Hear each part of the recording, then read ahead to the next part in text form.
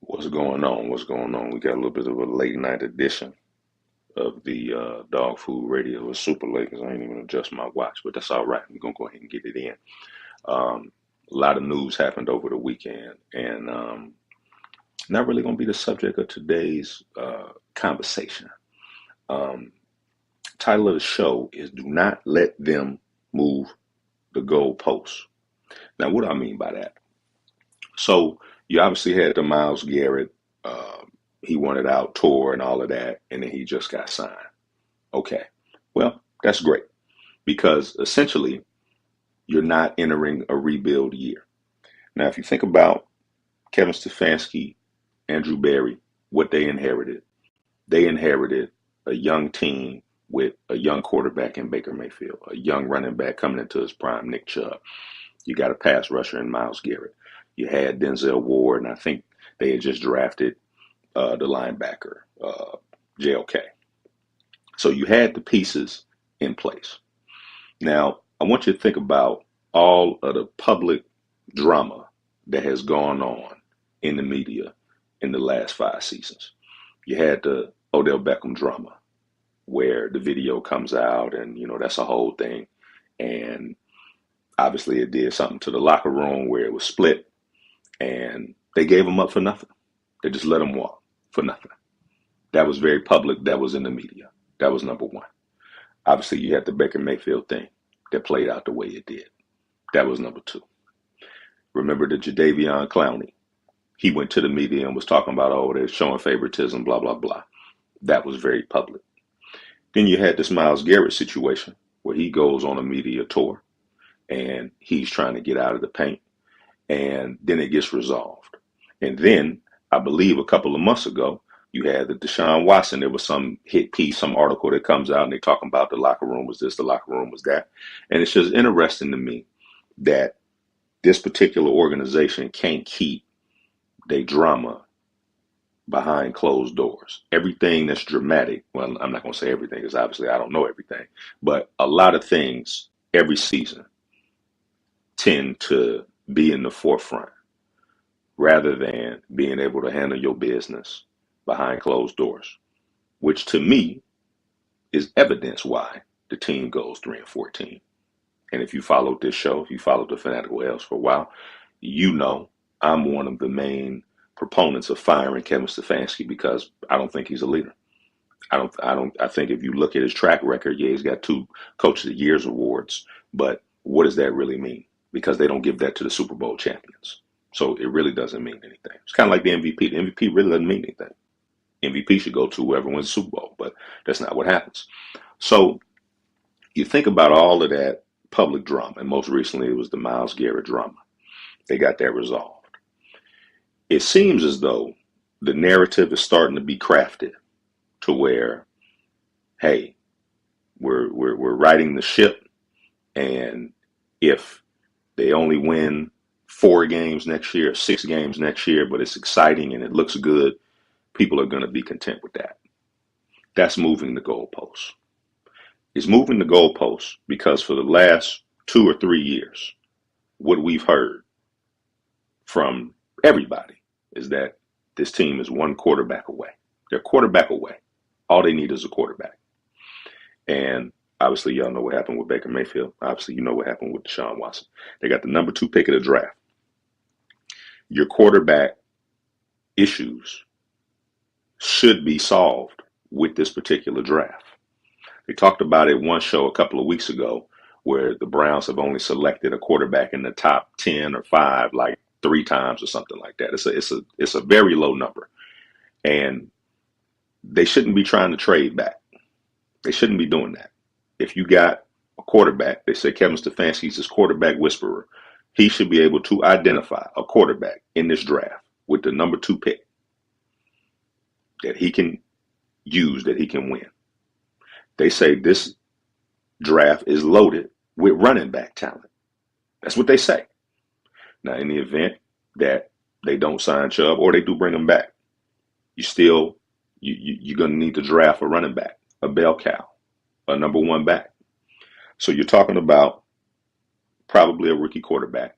because regardless of who they bring in as a bridge or a veteran, it's not going to move the needle. They need to try to replicate what Washington did, which is why there shouldn't be no goalpost moving. Anything less than a playoff appearance and a deep run is a failure, because this is not a rebuild. It doesn't look like it's a rebuild. Now, you got a few holes. You got a lot of holes, but you got 11 picks, 10 picks, something like that in the draft. Andrew Berry, this is put up or shut up time. Obviously, you didn't like the team you inherited because you've had so much turnover that anybody that looks at that objectively says, you must not have liked that team, because you got rid of a lot of pieces. And you just so happened, if Myles Garrett was a free agent, you would have lost him. It just so happened that you realized, oh, I can't lose him. So that was kind of luck of the draw. So do not fall for this Kool-Aid that they're starting to serve up, that this team is on an upward trajectory. Again, they're a quarterback away. Kevin Stefanski and Andrew Berry should be able to sit in the lab and identify somebody that they can draft, that they can win. Let's pause for a break right here, and then we're going to wrap it up. I'm going to make it real quick. All right, if you're still with me, we appreciate that, and we back. Okay, Kevin Stefanski. They say, quarterback whisperer, go look at the stats. If y'all are new to the show, go look at the stats. He's never had a passing offense higher than 19th. That's a fact. He's never had a passing offense higher than 19th. He's had running games in the top 5. So what does that tell you? Was it Nick Chubb or was it Kevin Stefanski? I would argue that it was Nick Chubb. And you see this season waiting for Chubb to get back. And then when he comes back, unfortunately, he's not really 100%. He's not really the Nick Chubb that you remember. And they only win 3 games. Now, granted, they only had him half the season. And then obviously you had the quarterback piece, which brings me to my next thing. You're hearing some rumblings about Joe Flacco. And I just heard something before I went on live right now that they're probably not going to bring back Jameis Winston. So Joe Flacco, and we've talked about it, I'm going to go through it real quick, is not the answer. Let's look at real quick, and normally I would have a graphic for this, but I want y'all to see exactly what I'm looking at. So let's see here. Entire window, entire screen, here we go. Okay. All right. So this right here is 2024 Pro Football Reference. This is 2024 defensive statistics. We're going to look at overall defense. Now, in week 1, the Browns played the Dallas Cowboys. You got the Dallas Cowboys down here at, what is this? 31. Let's go ahead and circle them. All right, next they had the Jaguars, 28. So bottom third there. And you got the Giants. Let's just put it here so that way we can actually see it. You had the Giants at 21. And you had the Raiders, 26. You had the Commanders at 18. You had the Eagles, number 2. And so these are all games that Deshaun Watson played. So he was the quarterback. I think he started all of these games. So you're talking about 1, 2, 3, 4 in the bottom half, really 5 in the bottom half. So really all of those are winnable games, right? So let's get to Jameis Winston when he comes in. Cincinnati Bengals. Where are they on defense? 25, so that's times 2 for them. Baltimore Ravens, number 9 defense times 2. I already see the Pittsburgh Steelers, so let's go ahead and mark them. You got the Chargers, number 1. You got the Saints. What were the Saints on defense? 19. We already marked the Steelers. You had the Broncos, number 3. And you had the Chiefs, number 4. Did we already mark the Bengals? Yeah, we already marked the Bengals. And then you had the Dolphins at number 10. Now, that's a pretty balanced schedule right there. You got 7 games against top 10 defenses. And then you have another, well, actually more than that, because some of those count for two. So you had quite a few games against top 10 defenses. And you only had 1, 2, 3, 4, 5, 6, 7, 8. So what's that? 9 and 8. So 9 games against top 10 defenses, uh, 8 games against bottom half defenses. So if we're being honest, this team really should have been closer to 500. Jameis Winston, let's look at his games real quick. Los Angeles Chargers, Denver Broncos, Kansas City Chiefs. I don't even know if he played that game. I think he had one of these against the Ravens. I'm basically saying all that to say that this team grossly underperformed, but y'all already knew that. Sometimes you have to see what you were going up against. And that was a pretty difficult schedule. But I think because of what they did the previous season, that's why they played a schedule like that. Now let's see if we can clear that. And let's go to the previous season because people talk about the Joe Flacco piece. And again, Joe Flacco didn't play against too many top 10 defenses. So if we go 23, and I hope my screen is still showing, you got the Bengals. See, they were 21st, so that's times 2. You had the Steelers. Where are the Steelers at? They was top 10, like they usually are.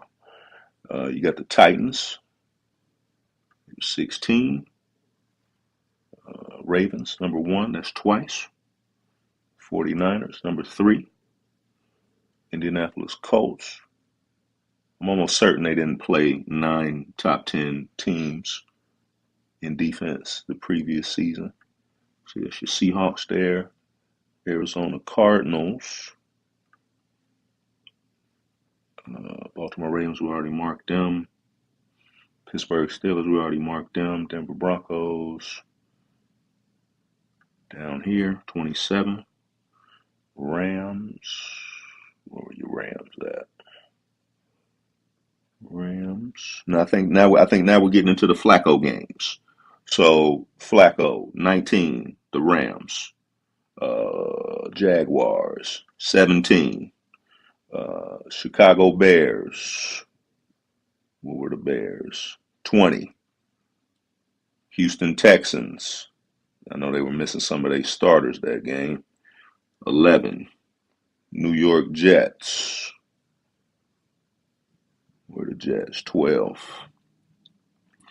You know, they got the Bengals, and then they lost to the Texans.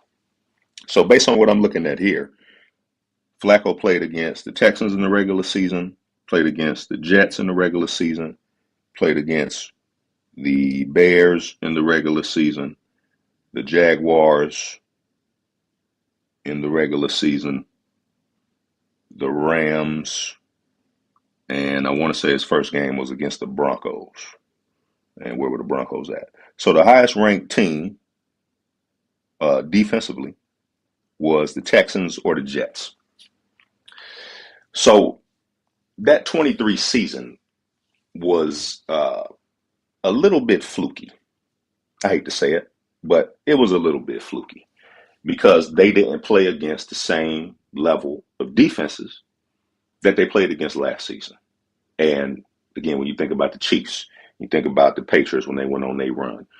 When you win consistently, you're going to play tough schedules. That's when you get to the stability piece. Right now, the Browns don't have any stability. They're going to get a last place schedule. This season coming up, they're going to get a last place schedule. Now, the schedule's already come out as far as who they're going to play, and it don't look like a last place schedule on paper when you look at some of the names. But you look at some of the things that's happening as far as trades and free agents and things like that, you know, they got to play the games, which is why you shouldn't let them move the goalposts and say a 5-win or 7-win season or an 8-win season and not making the playoffs, but they look good with a young quarterback is acceptable. I don't care that it's the AFC North. I don't care that it's the AFC. Not trying to hear that. We've heard for years, the last 4 or 5, that They're a quarterback away, at least since Baker Mayfield left. You've heard that they are a quarterback away. That's what you've heard. They still got Denzel Ward. They still got Myles Garrett. They still got Njoku. They just traded for Jerry Jeudy. Everybody said that he looked great. He looked like a number one. So the draft, this particular draft here, is where they should be able, if Andrew Berry is worth anything, he should be able to fill out this team with some young players to fill some of those gaps, mainly the quarterback gap, and get this team back on track. Now, I don't believe they can do it. I don't think it's going to happen. But that should be the standard. Playoffs. Playoffs. We're not moving the goalposts no more. Not trying to hear that. So this is probably the worst time of year for sports because you got all this speculation. Everybody just knew that Myles Garrett was getting traded and blah, blah, this, blah, blah, blah. And you saw what happened. So everybody thinks that, Ward is going first, or Sanders is going first, or the Titans are going to trade out. Nobody really knows. Nobody really knows. I don't really want to get into what the possibilities are because literally anything can happen. Anything literally can happen. They may run with, the Titans may stick with Will Levis and draft Abdul Carter. They may stick with Will Levis and still draft Cam Ward. You really don't know. Anything can literally happen. The Browns could trade down. Anything can happen. So not really going to get into the hypotheticals. We'll let all the geniuses do that. But I will say Steve Gill, Fanatical L's, Dog Pound South, he called it. He said that Garrett wasn't getting traded because of the cap hit. He was right. And I'm sure there were some other people that called it, but for the most part, there was a lot of people doing a lot of speculation. So how many months are we away from the season? This is March. So what you talking about? 5 months till the preseason. So it's going to be a long 5 months. Talking about 150 days, give or take. But that's okay. Fanatical L's Dog Food Radio. We're gonna try to keep you informed. We're gonna try to keep your football thirst quenched, and just try to stay abreast of what's happening. If you stuck with me to the end, really appreciate that. Shout out to all of y'all if y'all stayed up late with me. Shout out to all of the Browns fans across the world. All that. Gonna go ahead and sign off. Probably see y'all Thursday for the group show. This is Dog Food Radio, and go Browns.